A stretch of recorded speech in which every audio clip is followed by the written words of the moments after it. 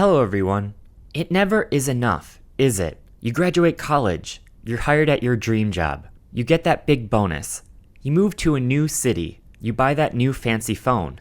But once the initial excitement passes, you realize you aren't any happier than you were before. There's a psychological reason for this called Hedonic Adaptation, and it has a greater life message I think we can all take something from. Hedonic adaptation is the concept that no matter what happens to you, good or bad, you will always return to your baseline of happiness. This is why it's also known as a treadmill, because we always end up in the same place. The model for this idea looks like this. Failed a test?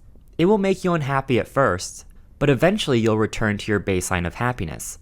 Bought a new house? You'll start off super happy, but still over time you'll end up back to your baseline.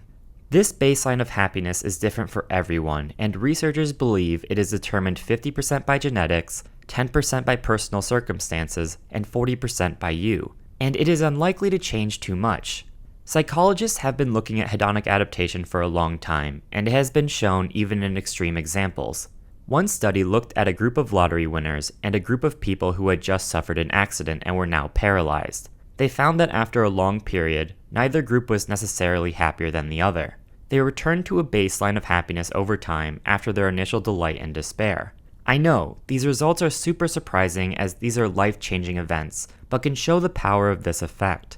Hedonic adaptation can explain why it seems like we're always chasing the next big thing, and can impact the way we find happiness in our lives. No matter what happens, it has been psychologically proven that over time, we will more or less come back to our same happiness baseline. At first, this might seem disappointing, but at least to me, there is great comfort in knowing that everything in life passes, positive or negative. Our brains make it this way, and we can't help it.